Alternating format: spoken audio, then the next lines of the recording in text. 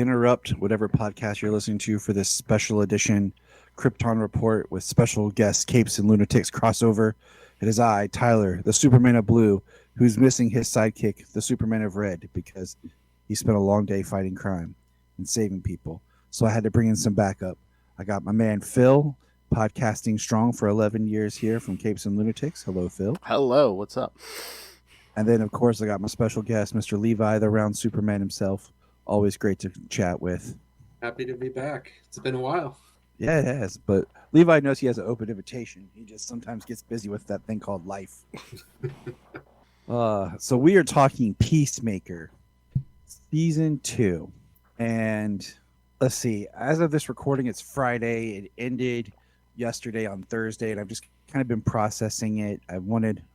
Today's Saturday. See, I don't even know what day it is anymore. I saw Phil's reaction. We were going to record on Friday. I was like, damn, I missed work today. I missed a whole day. Yeah. See, it's this whole new thing with Solomon moving to homeschooling and my new position's remote. So I work from home most of the time. And it's throwing me off. I don't know which way's up anymore, fellas. But Peacemaker Season 2. Let's start here. Just overall thoughts, liked it, didn't like it, what worked for Season 1. We'll start with Phil. I liked this season. I mean, I liked the first season. I liked this season maybe a little more just because it got more to the emotions of everyone and friendships and everything. And not to skip ahead, but I mean, I pretty much enjoyed the whole thing except how they left it at the end. Yeah, we're going to talk about it. So this is going to be pretty much, once we hit Season 2, everyone, it's going to be a spoiler-filled discussion. Because I messaged Phil last night, or no, it was the Friday morning when he messaged me, and I was like, I felt flat and felt, sad by the ending and not the way I wanted. Levi, your thoughts on Season 1, just overall going into Season 2? I love Season 1. Season 1's my sense of humor and I don't want to say the action because I just rewatched Season 1 right before Season 2 came out, and it's not as action-packed as I remember it, but it's got enough action to keep me happy. So I love Season 1. I liked Season 2. I have probably watched Season 1 5 times now because I watched it, and I watched it like a year later, and then I watched it, and then I decided to take the undertaking of editing Season 1 to something that my kids could watch. Well, did you guys enjoy that 5 minutes? Yeah, I was gonna say. I took out the explicit sexual dialogue stuff that they wouldn't understand. The F-bombs they hear because rest her beautiful soul. My sister-in-law had a very loose tongue, and so they hear that and heard that, and sometimes I do too because it makes my kids laugh profusely. And there was a sex scene at the beginning of the first episode of Season 1. Yep, cut that. It's fun to edit. Like back when I made that edit of Deadpool for you. Oh, yeah. Back when Luca was little. And so I've rewatched it to do that, and now I'm rewatching it again with the kids in my edited form because, drum roll, it's almost Halloween, and guess what Sayla's being for Halloween? Peacemaker. Really? Yes. So when I've gotten all the stuff together for her costume, and it was her idea too, because she was like, I want to be Peacemaker. I was like, all right. She loves John Cena. So. Oh, really? Yeah. I was like, all right, Sayla. She watch wrestling? Or she just likes his acting? She likes his acting, and every now and then, if he's wrestling, she'll check it out. It's just funny. She knows his final match is in December, right? I haven't told her. Oh, okay. But, it's just, I really like Season 1. It grew on me. The first time I watched it, I was like, okay. And I think that, and I've said that before, I think sometimes it takes a second watch to really get some of James Gunn's stuff. I planned on rewatching this whole season now that it's over. Just maybe straight through over a day or two. Because it really wouldn't be that long because these episodes were relatively short. There's only a couple of them that were 40 minutes. The rest were in the late 30s. And so I was really excited about Season 2, And with it being the whole continuity thing is just kind of fun. But, basically, like I said all along, everything in season 1 pretty much was canon but the appearance of the Justice League. And I've listened to James Gunn do his podcast and talk about it. Then, of course, he did that thing where he changed that Justice League to the Justice Gang scene to kind of clear it up. And I was hoping that they would just go ahead and edit it on the season 1. So if someone were to watch season 1, it would be the Justice Gang scene and not the Justice League scene, just to make it smoother for people coming to it. I wondered if they were going to do that, but nope. My other thought is, he this is following Superman, right? So this is like the next part of the DC universe. And I even screenshot for James and Levi. It was an ad for HBO Max saying, if you like Superman, check out the next chapter of the DC universe. And I'm kind of like, I like Peacemaker, but it's not what I would really be promoting as a follow-up to Superman. Yeah, because it's not a family show.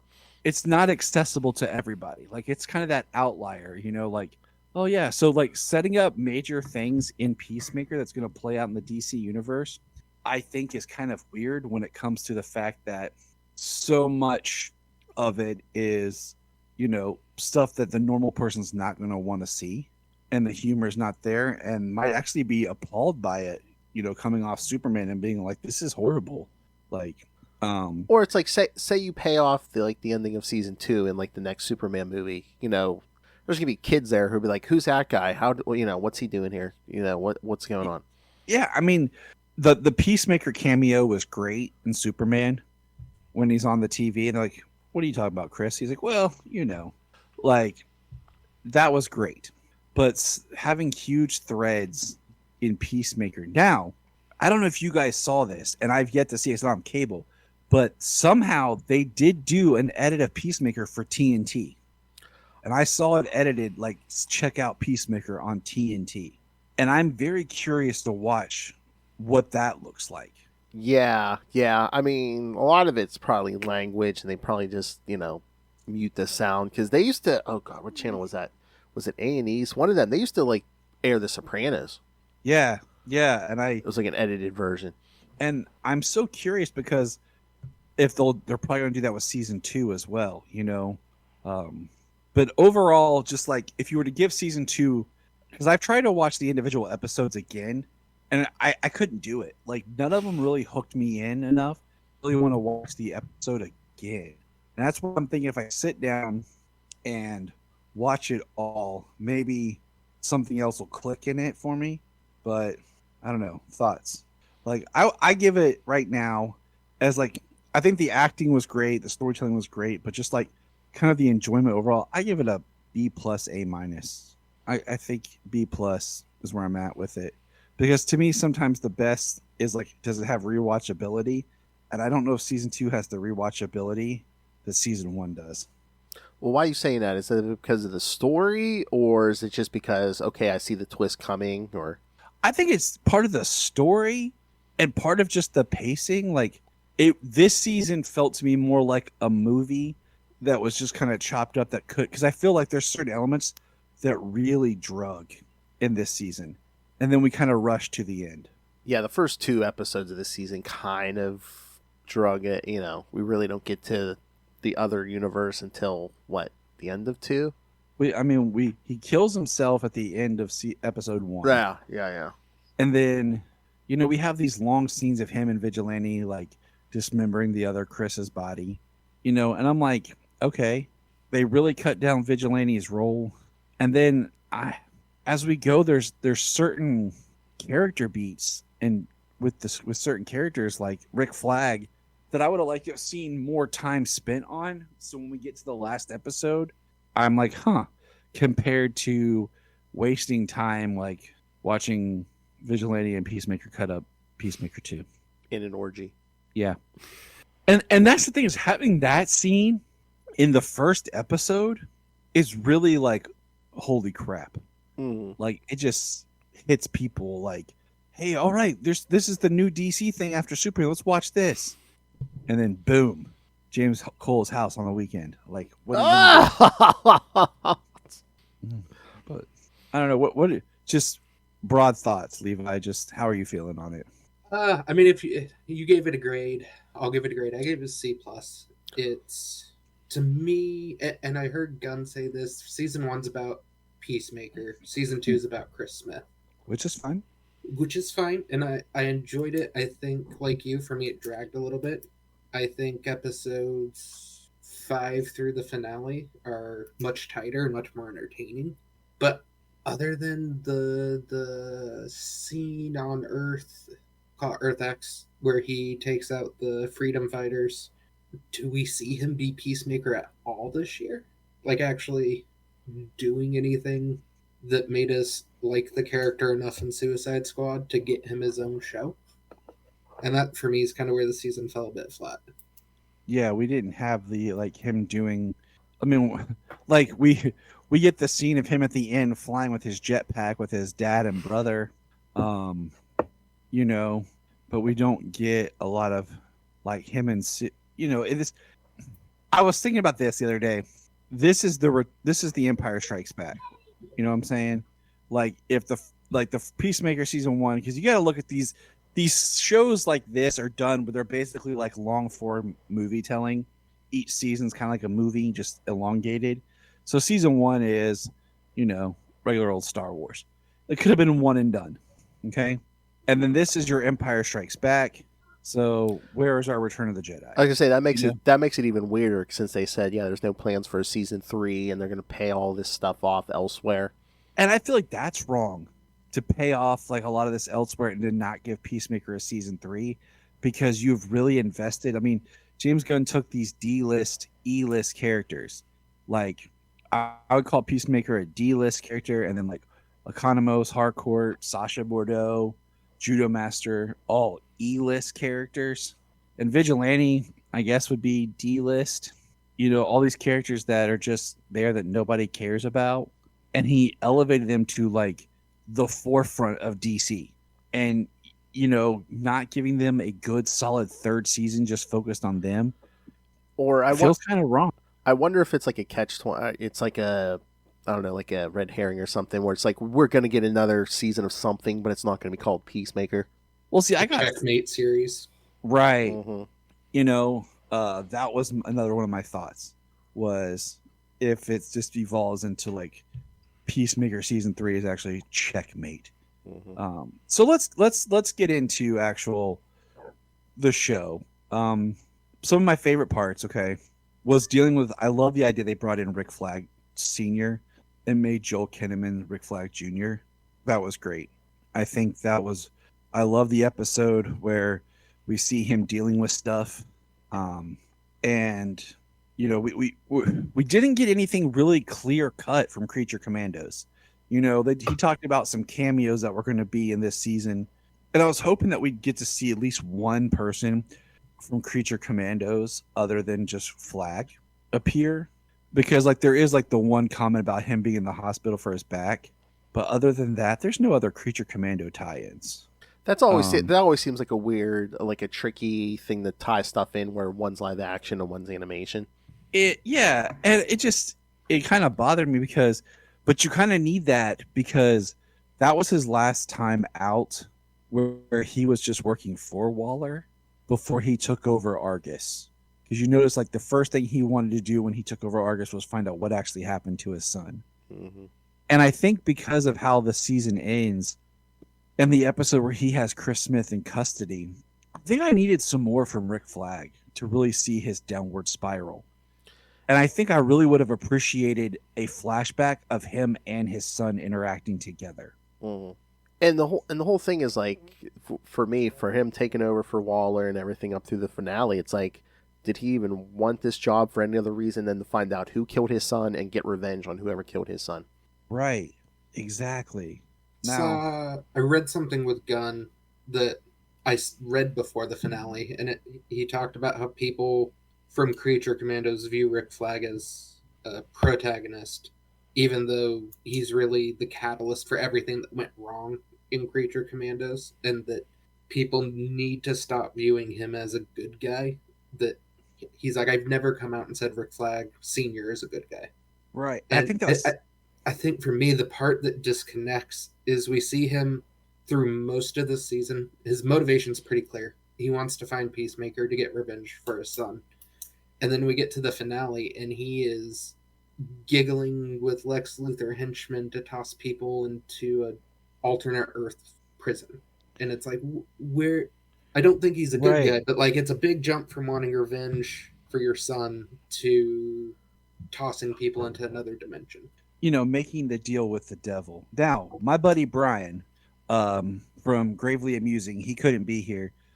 He did send me his thoughts, and he said, "I wonder if something's up with Flag, where either it's not really Rick Flag or something because of how he changes so much, and because we have the scene where she says, Hardcore says Rick, and he goes, huh?"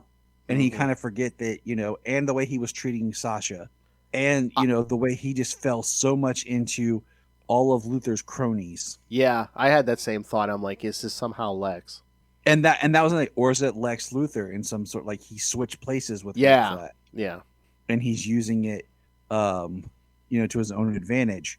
Okay, we'll see. But I really feel like that flashback between Rick Flag Sr. and Rick Flag Jr. would have been great. Even if you didn't have the actors to do it together, if you would have filmed a scene, after which episode was it, where we get the flashback right before the Suicide Squad, where Rick Flag Jr. wakes up. We'll call him Ricky to make it easy. Ricky wakes up and he's in bed with Hardcore, and he's got to get back. He's got to get to Waller.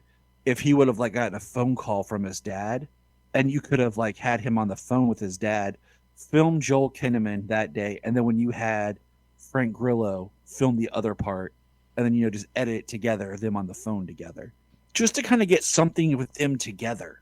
I was waiting for a scene with Frank Grillo on Earth X, and running into this version of his son, right? And it just driving him more crazy. I was just glad that it wasn't I saw someone post that, is this going to be that Rick Flag is going to be looking for a version of his son out there on another Earth to bring. I was like, please don't do that, because that's the Spider-Verse plot. You know what I'm saying? Mm-hmm. Let's not do that. But yeah, I mean, just the further along the it was this really Lex Luthor. I mean, it's like even in the finale, weren't they just like, oh yeah, you went from being against Luthor's idea to running his whole playbook and stuff. Exactly. The Secretary of Defense calls him out this is Luthor. Instead of having a pocket dimension for a prison, he has an Earth to drop the people on. And can we please get a clear definition of what metahuman is? Yeah, it's so weird. It seems like they term it anyone with powers, although meanwhile, Peacemaker isn't a metahuman, but Peacemaker is not a metahuman. Is Sasha Bordeaux considered one because she's a cyborg? Superman, they call him a metahuman, but he's an alien. Yeah, because in the comics back in the day, it was just the people with a metagene. But yeah, now it's it seems like in the movies, it's anyone with any kind of powers. And the other thing that with them doing Salvation, we're jumping all over the place, but who cares? With them doing Salvation, I got thinking today, we don't even know how many characters are in this universe yet. So how are you going to introduce a place to put all these metahumans and villains? They drop Belle Reve, they drop Blackgate, they drop Arkham, but it's not like we've had any of these characters till we can see them get locked up. We have to introduce all these evil metahumans, to really feel like we know this world before we put them in Salvation. Well, again, it's how long until we get back to this? We got a Supergirl movie, we got the Lanterns TV series. So we're probably not going to get back to this till 2027, hopefully, yeah. But with Man of Tomorrow, because that's going to pick up, the threads here. I was going to say, all right, you ready to have your mind blown? The dimension where Chris Smith is at, or whatever it is. What if that's a bottle on Brainiac's ship? Dude, I would love that. I need some Brainiac. They dropped some subtle hints. There was Happerson said this technology is beyond anything terrestrial. Yep. And I think in the episode before that, there was what do you say? Luther's vibrated on the tracking. his portals, and this one was stable. It had no Yeah. trimmer. So I mean, it's definitely Brainiac's the easy answer. And I mean, it would be smart to bring in Brainiac for things. So, you know, James Gunn talked about, you know, cameos in this season, and the big cameo was Lex, and then he talked about more cameos. And when the finale started and there was Otis, I was like, sweet, Otis, that's the big cameo. And I was pretty much right. You know, nobody really cared that Foxy Shazam cameoed. I think as much as seems like Happerson was the big cameo. Although I think James Gunn said that's one of his buddies. So yeah, it's one of his best friends, and I'm like, that's fine. Like Happerson, like it's cool to have that connective tissue, right? But like, I don't really need Sidney Happerson to be a big character. He was plot device so Rick Flag could operate the portals. Exactly. And then I'd prefer more of Otisberg, you know. But I did not really see the twist coming that they formed Checkmate. That's probably my biggest surprise from the finale. I loved that the boat that they kept talking about throughout the season between Harcourt and Chris Smith was just them kissing, like, and not what everyone else was like. They had relations. I preferred it that way because I think it meant more to the characters. But well, yeah, because sometimes they talk about, oh yeah, he's more like a 12 or 13-year-old than like a grown man, and he's just, you know, like I think Leota said it best when Chris is being Chris and thinking for himself, we see how he truly is. But when he's trying to do what other people want, that's when he fails and doesn't succeed. When, you know, when he killed, like she said, you killed Rick Flag because Waller told her to, and well, that's not what. And she also said, "Oh, you're big and dumb, but I know you love me." Yeah, she brought her A game this season. Like I loved her in season 1. I love her in season 2. Like she really is just an amazing character. I think everybody stepped up their game in the cast, but again, it's her. She definitely did. Cena, I didn't think. I mean, episode 7. Yeah, when he yells when they're on top of Keith, man, you buy that. I mean, just period. Like he brought it. If there's only one episode this season I think is rewatchable, it's that episode 7. Yes, I agree. My favorite part with Vigilante and all of his drug money was the best. Can't spend that as a blood curse. And they're all like shoving it in their pants, like. But I would have liked to have known a little bit more of like why Vigilante's so mean to his mom. Like he got pushed, I think, to the back burner this season, like, and it just kind of was bummed. And then, so the big thing is we're on Earth X, and we find out it's basically an Earth where the Nazis won World War II, which we've done before, like in the Arrowverse and stuff. And the big twist was that Chris didn't realize it because he was so dialed into his dad and his brother, he didn't really pay attention to the world around him. You know what? Except for the giant mural of Hitler, I mean, there's no excuse for not noticing that. I mean, I can almost get him not noticing because since his dad was such a racist, there wouldn't have been people of color around when he was younger, so that wouldn't have automatically set off any bells in his head, like, oh, hey, this seems different. No. You know, it's kind of like, it's similar how I grew up, my dad was in the military, and we lived by military bases.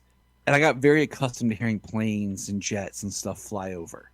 And now if we're out and about and a plane flies by or a jet like is in the air or whatever, I don't react to it.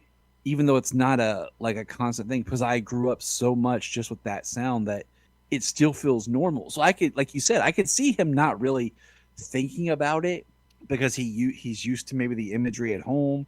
He's used to like how it is when he was around his dad.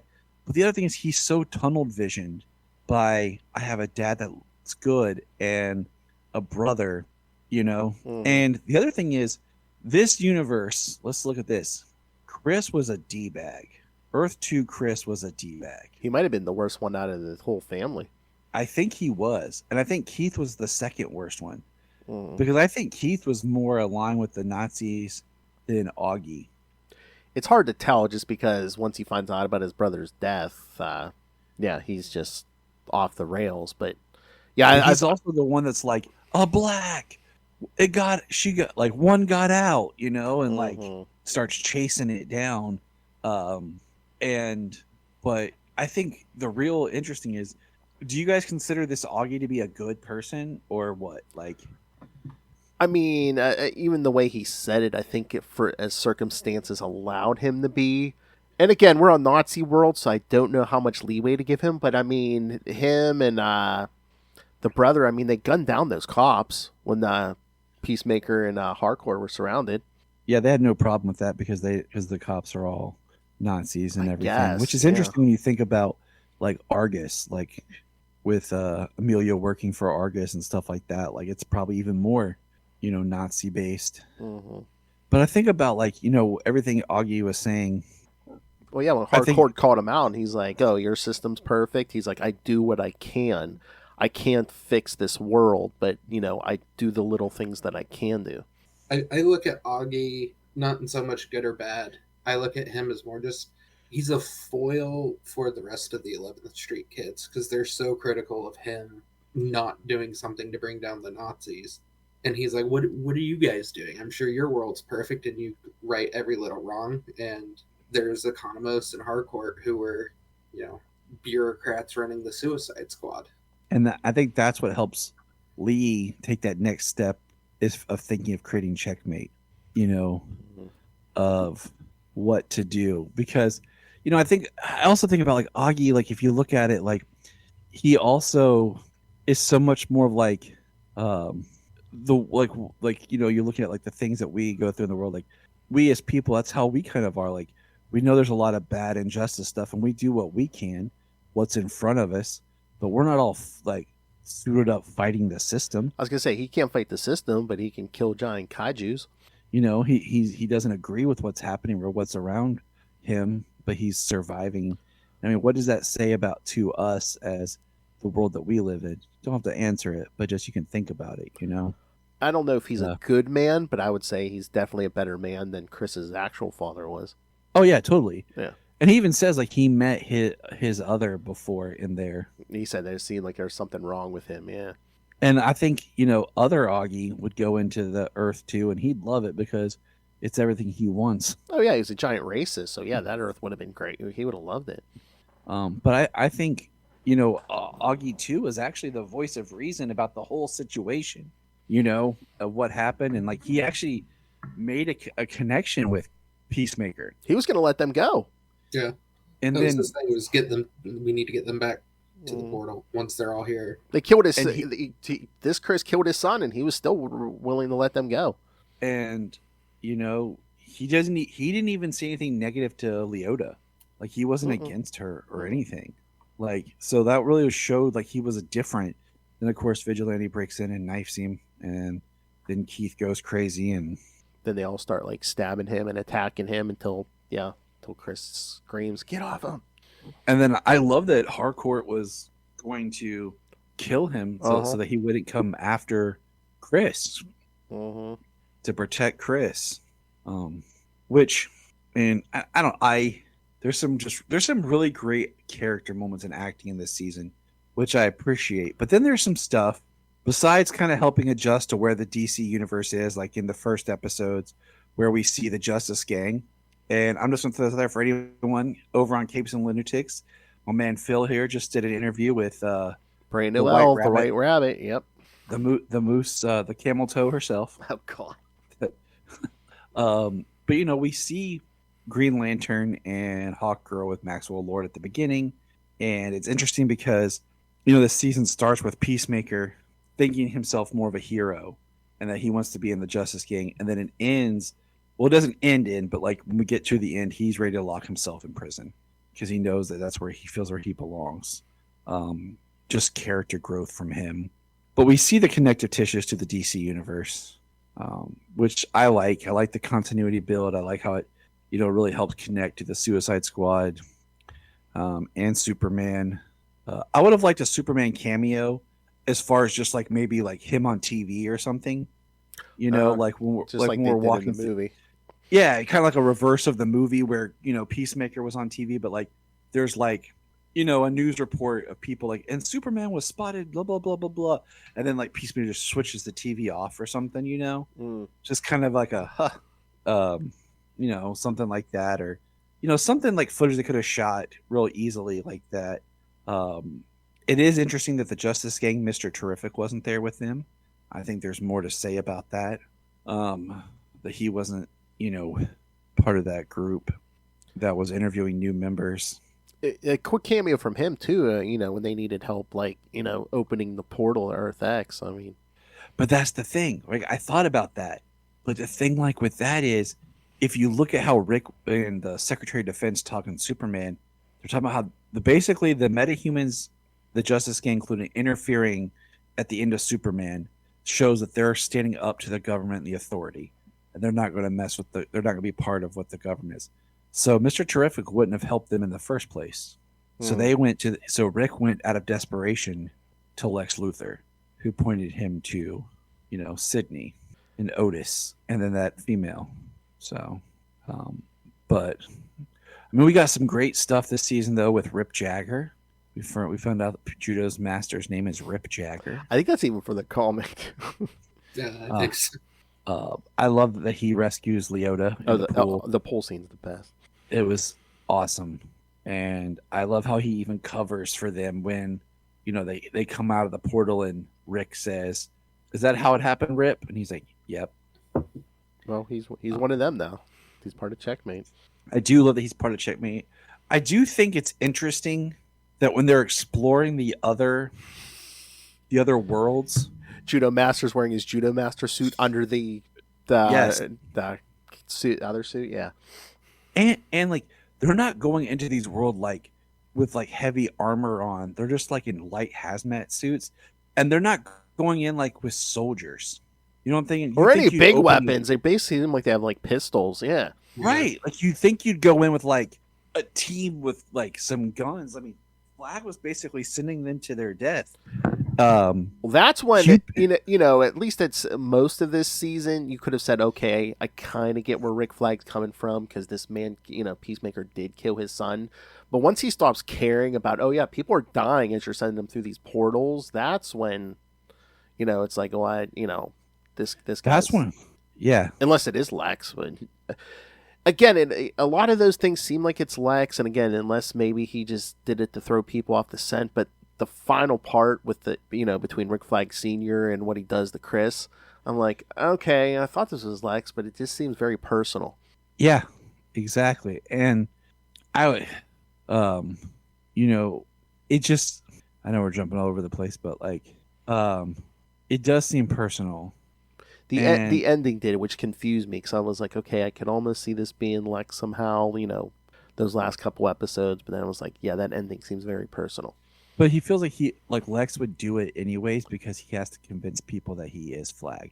Yes, yeah. But I just feel like he would do it to do it and not be like, oh, this is for my son, you SOB and stuff. Mm-hmm. Tyler and I have talked before, and specifically Creature Commandos, that like sometimes Gunn goes for morally gray people a little too much in his stuff. Like, oh, they're not wholly good, they're not wholly bad. And then with his like comments on Rick Flag, like, oh, like I never said he was a good guy. Like he just doesn't give us enough connective tissue to like go from like, okay, he's the assumed protagonist of Creature Commandos to by the end of Peacemaker, he's just acting like a straight up villain. Like, right there, it's like such a tonal shift from like one scene in the finale to the next scene in the finale that it's just weird. Unless it's the whole thought of revenge, because in Creature Commandos he doesn't know who killed his son, and that's kind of out of his head, kind of. But yeah, here he knows who it is, and now he has that mission. And that's where I'm saying like we wasted time in other spots. So let's talk about. So my buddy Brian, like I said, he sent me his notes and everything. He said he feels like one of the things that was introduced in this season, this series, was the red. And that was the whole stuff with Eagly was introducing the red.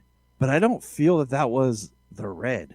And I feel like the whole stuff with Red Saint Wild hunting Eagly and all that was wasted time. Yeah. A lot of them trying to be funny, which I felt Michael Rooker's character was like completely comedic relief and stuff. Right. But I feel like, we got some funny stuff from like Economos and like that. But, you're gonna give me that, and then you're gonna give me the finale with me with so many questions about like characters like Flag turning to where I don't feel like I really understand what just happened. Would you say it's uneven pacing of the season? Oh yeah, the season is totally uneven because it feels like I had a really strong ending and a good beginning, and then I didn't know how to get there, so I stretched out some stuff in the middle to have enough material to make a season. I don't think it's necessarily that. I think it's Gunn being in charge of the company he's making a product for. So it gives him the freedom to lean into some of his bad habits of like, I think this is really funny, and so I'm going to stretch it out. And my buddy Rooker, I mean, he talked about Rooker. They cast another actor and it just wasn't working, so they brought in Rooker. So it's not like it was for him, but like, oh, I'm going to let Rooker come in and work, and we're just going to drag out this joke of this, you know, cultural appropriation, and Eagly is a god now. Yeah, I'm like not really sure, but Like the God of the Eagles or something?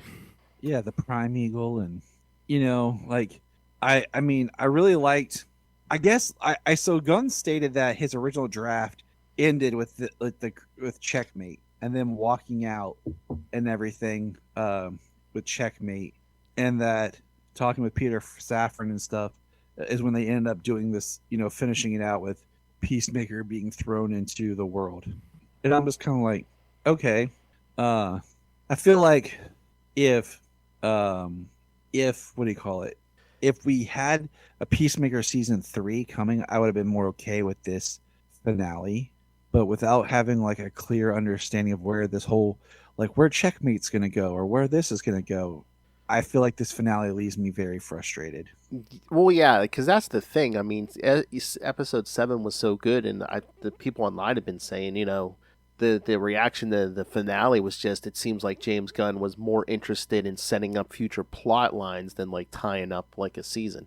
Yeah, like if they had, I think I've been okay if it had just been them walking out as checkmate, and then like if there was a line where, uh, it had been like bring me Peacemaker, or something like that. We're gonna test this uh portal or something. Uh, I think I would have been like okay, but because that would have been like the cliffhanger of oh no, but then they do this and then nothing. Or it's like, stay tuned for wherever he's going to show up next, Peacemaker will return in, the movie uh, or show or whatever. Yeah. which and in itself is a bit jarring because how are they going to make anything with the 11th Street Gang work in a Superman movie? exactly. You might get cameos, but that's really it. You're gonna get like they might pop up or like there's gonna be a reference to Checkmate. I mean, But I really unless they don't see unless they do their own show, which again, I wonder if they're doing that just because Cena will have very limited time on it. maybe, and just have them like going to hunt and find out where he's at. Like them trying to find him, and then maybe he shows up in the finale or something if they find him at that there. I mean, because Gunn said that the Waller show is on like hold right now because they haven't really got the scripts to make it work. And I wonder, like, you just bring Waller back in as part of like she comes to help Leota. Yeah, just like, because two flags off the reservation. Yeah. yeah, like um, I think that is more probable, and so I don't know. I just the finale, like I don't mind that it's very character driven, like with everybody. I've been okay with that. I just really hate that we don't really have an idea of what's happening next. It almost seems like such a ploy because it's like, well, we're probably going to tie this up, but you don't know where, so you have to watch everything we put out now. I mean, I'm already going to do that. Yeah, but I mean, some of the casual fans might be like, really? But I would have liked a better, more like contained series, and maybe I'll feel a bit different after I go back through and watch it all over again. I do like the continuity continuation. I do like, we have a better sense of when things happen. I do like that we saw character growth from Chris Smith.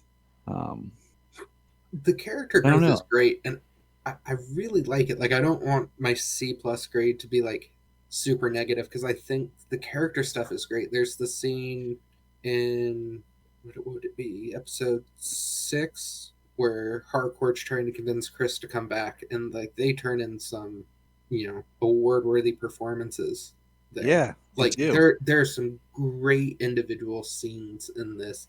For me, it's just like I don't even want to say like a montage of Vidge and Peacemaker like being themselves in the finale after they form Checkmate, or like Yeah, just it's such a like I think of other movies or shows like where the hero doesn't want to be a hero anymore. Spider-Man 2 or Deadpool 2, like at some point they are the hero again and they realize that's what they need to be.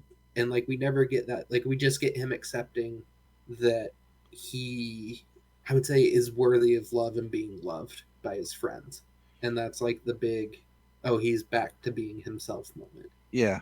And I would have liked if he would have come out like in his own, uh, like new Peacemaker outfit. Like he made something a little bit different for himself. He said he wanted to bring Um, the peace cycle back through the portal while they were yeah. there.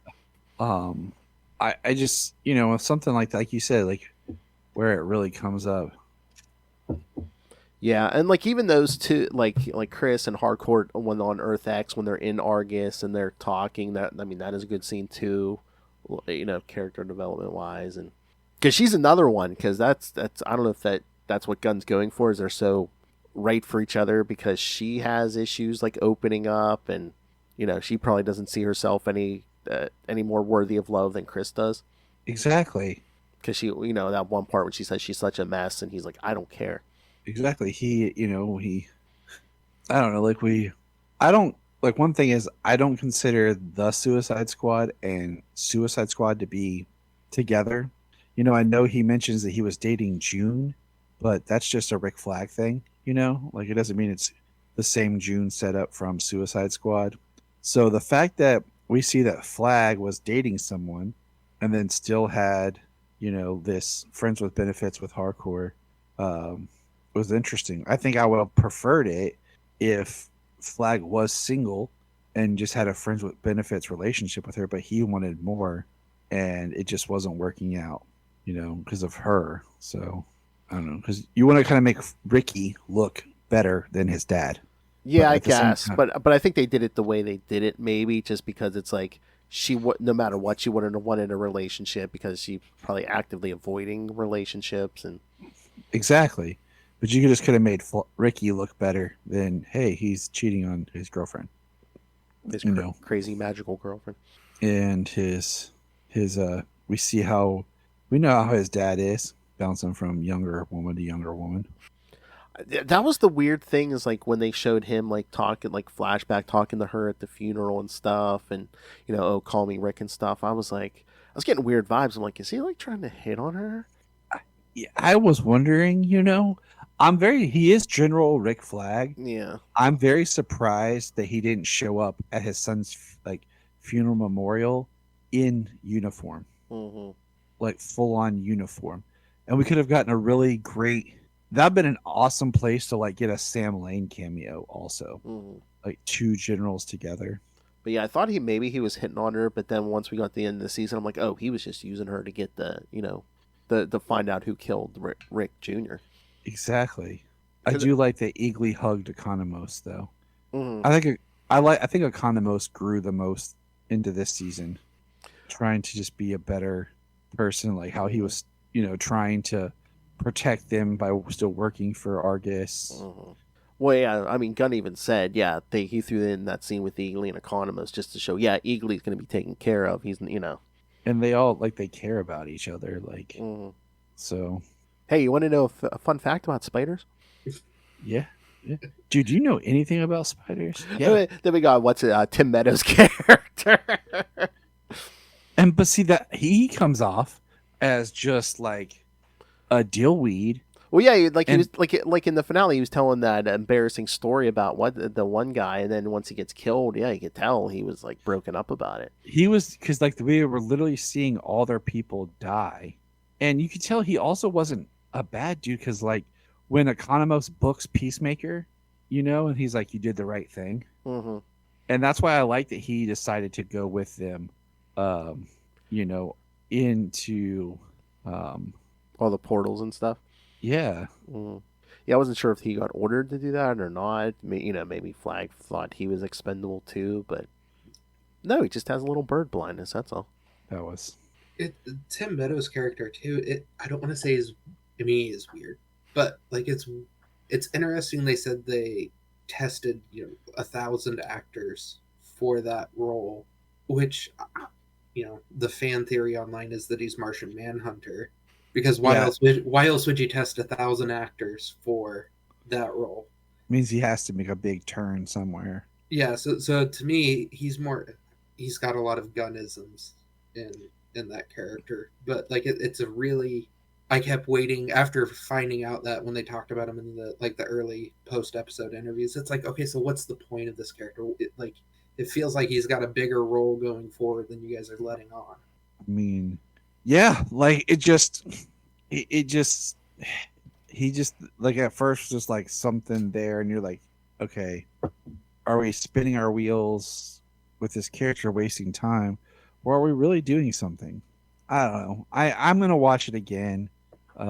At some point, I'm just gonna kind of sit back, but I just feel like when it ended, I don't feel like I had the hype that like I had when the first season ended, and with Peacemaker being stranded, and then not really getting a sense of where we'll see and what will happen to resolve this, uh, and I mean, it's been a success. The show. It's not like this show is not doing well. Oh yeah, I think they said. I mean, it was streaming. The show did good. Like, what was it, HBO Max? I think. Yeah, the movie of the year was like Superman, and then this was the series. So And I'm really looking forward to Supergirl because if for me to feel like the DCU is really going to do well and thrive, I need to see some other property that's not just James Gunn. I need to see, something that is by other creatives in the universe, because right now it's just all the same old James Gunn stuff. hmm would you see the crazy they cannot be true theories, people fake rumors people have been throwing out online? I'm I don't what which ones? They, Because oh, there's Yeah, so you got to much. be more specific. well, no, they're false just because they're like, oh, hey, Rookers has been cast to play Damian Wayne, Oh yeah, yeah. I saw one. It was like Sean Gunn's gonna be Wonder Wonder Woman. Woman. Yep. Although I do like Gunn did confirm that Sean Gunn's going to be like the Justice League International Max Lord and not, hey, shoot Blue Beetle in the head Max Lord. Well, I mean that makes more sense. I mean, I'm really interested to see like if the Justice Gang goes off and kind of becomes its own, uh, thing, and then we still get the Justice League um, at some point. I don't know. Like I said, I want more things to happen, but it's like right now I feel like the pacing is not too slow. It's just I don't want anything announced until they're actually making it. Because he said, "Oh, we had some things announced, but they're not like the Swamp Thing. That's not really moving as fast and as well as we had hoped. We have other things that are moving forward that, um, and he did. I just remember this. Gunn did say that Frank Grillo is in a big unannounced uh, DC project.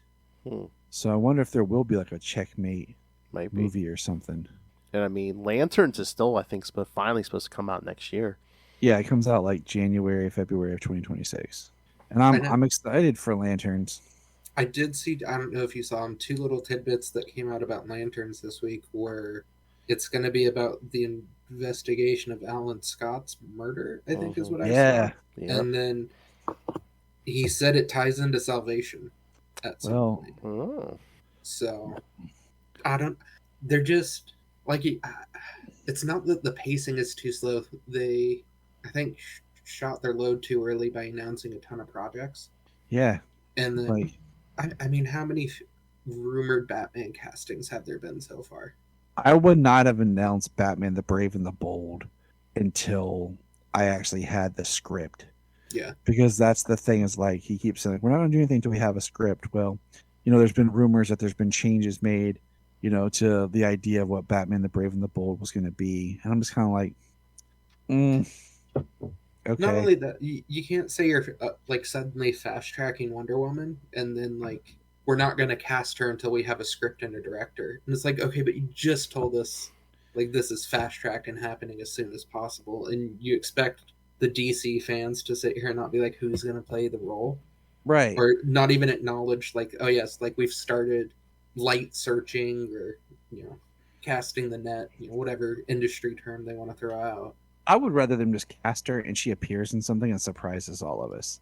I want to be surprised again with stuff and not know everything ahead of time. But yeah, I think the problem is the pacing. Is like everything that he announced. The Authority movie is not, like he said, is not working out like they thought. Like they're kind of pulling back on that. I think I they're probably worried about Authority just because it's like, the mainstream audience, anyone who hasn't read a comic, are they going to be confused? Or are they going to be like, who are these people? Well, my thing is with the Authority is just do a storyline with the Authority, but kind of blend it with like um, the Elite. Kind of make the Authority kind of like the Elite, and do a kind of a blend of the Authority and everything, and do that type of a story for a third Superman movie. Kind of a whatever happened to Truth and Justice. Yeah, but if you're going to do that, I feel like you have to build up the Justice League first before you're like, oh, these are the harder versions. Yeah, you do. And that's the thing is like, go ahead, Levi. I was gonna say, I think that goes back to like what we talked about when we did our Superman big review. Is like we get dropped into this universe, and we're told Batman exists, Wonder Woman's here, we've got the Lanterns running around, but we aren't seeing them. So like, there's just this big like, what is going on here? Like at least with Iron Man or even Man of Steel, like okay, this is an Iron Man movie, and then at the end of it, you find out there's a bigger universe. Or Man of Steel kind of lays the ground. If you want to go that direction, you could go that direction. Like this, we're just launched in. Metahumans have been a thing for 300 years, and you're gonna see 4 of them for the next 3 years. Yeah, I mean, how easy is it? Like I said, to have like little cameos of something on TV. When you're like listening to the news in the background of like on the show of just like teasing things. Also, do you think they're playing it cautious though, where it's like, yeah, let's not drop in like a ton of Easter eggs for characters we haven't introduced yet, because then if something happens 2, 3, 4 years down the line, people are gonna be like, well, that doesn't make sense because you said something here, but then the character came from this direction. And that's why, like, if you listen to James Gunn's podcast, where he did like all of season 1 of Peacemaker about what's canon, what's not canon and stuff, even some of the stuff he hasn't quite figured out yet. So it still tells you like they're still working on it, and you just got to kind of roll with it. But I mean, that's the danger, jumping into something. We're already 3 years into this thing, where it's like, well, okay, well, who's shown up already? Who hasn't shown up already? Right, exactly. Especially like some of the name drops that happen, and then the people that we see, like, because technically, you already have Michael Rooker's already played 2 characters, Sean Gunn's already played 2 characters, Nathan Fillion's played 2 characters, TDK, and then Green Lantern. We have Maxwell Lord and what do you call it? Calendar Man. I also think that there could have been some fun things that have happened when they opened the doors to the other Earths. We could have got some Easter egg or something. Some Easter egg about the multiverse, but I guess they just really didn't want to hit with the multiverse. Or again, it's just it's like, is this the right time to introduce stuff? Or so I don't know. I enjoyed it, but it just I just can't wait till we see Peacemaker again. He's got the big beard and the ripped up Foxy Shazam shirt. Yeah, he's got. And I was like, the sound in the world. I was like, is this gonna be like Dinosaur Island or some type world? Yeah, or just like some kind of alien monsters or something. Well, I saw one person talking. There's a version of Salvation where it's the training planet for the new gods.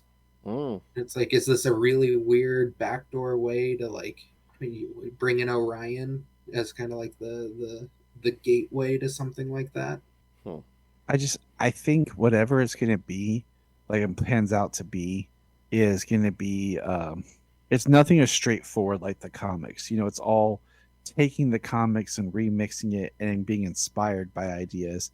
So nothing's ever going to be like, oh, this is exactly how it is in the comics when it comes to some of these bigger ideas, especially the characters and stuff like Peacemaker that aren't top tier characters that we know.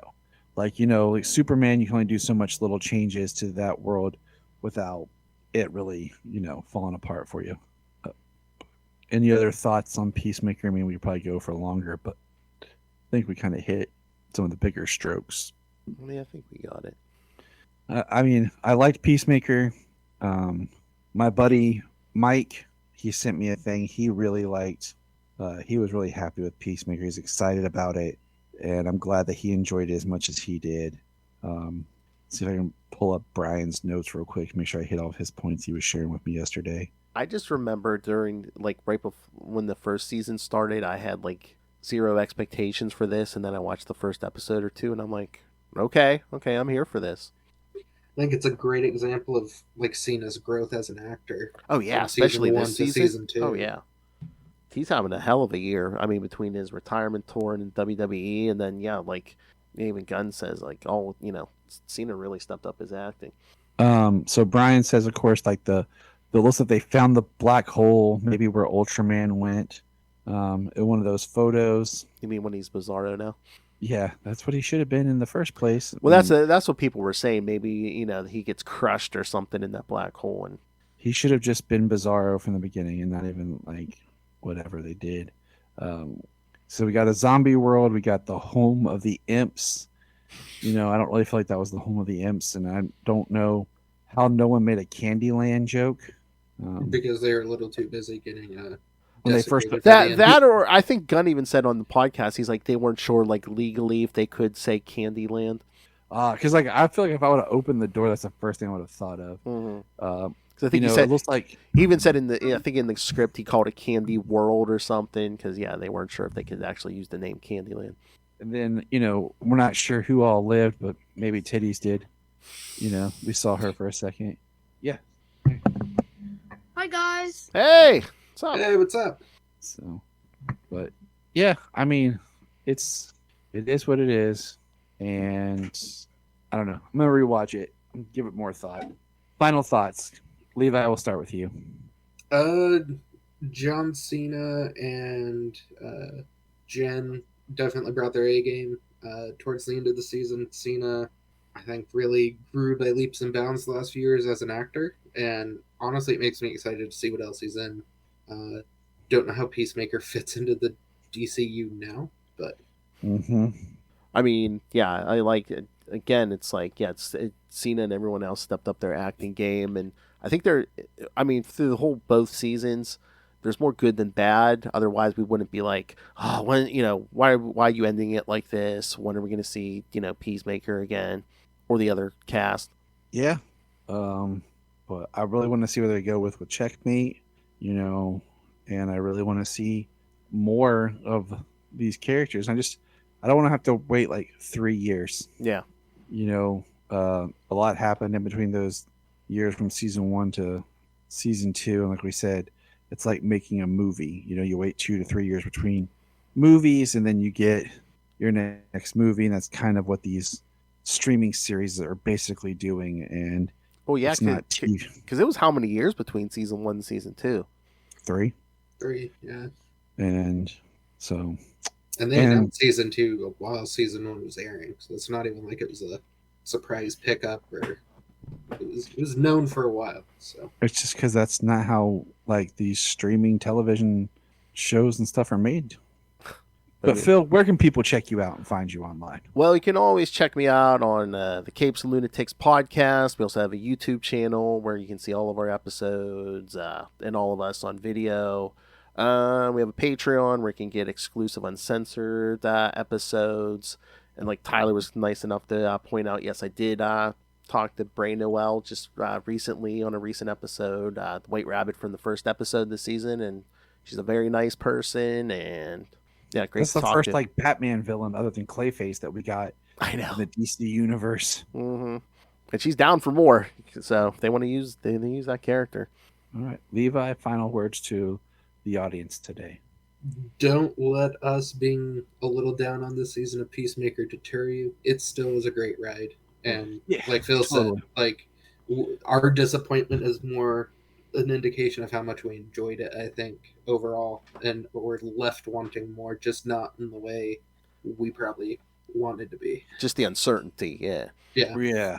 And I think, if it hadn't been that this season was, the first season, Gunn was smart when he made it. It was very secluded. It was very its own thing to itself. This season is very much tied to the DC universe. If it had not been now part of the DC universe, maybe it would have been different because it would have been a little bit more smaller as far as some of the beats and things. But I wonder if there were some of the notes from like higher ups that tie it in more, because I think Gunn even said Earth X Keith was supposed to get killed at the end of episode 7, and they might have ended it on the walking out of checkmate originally. So yeah, I think they should have killed Earth's Keith.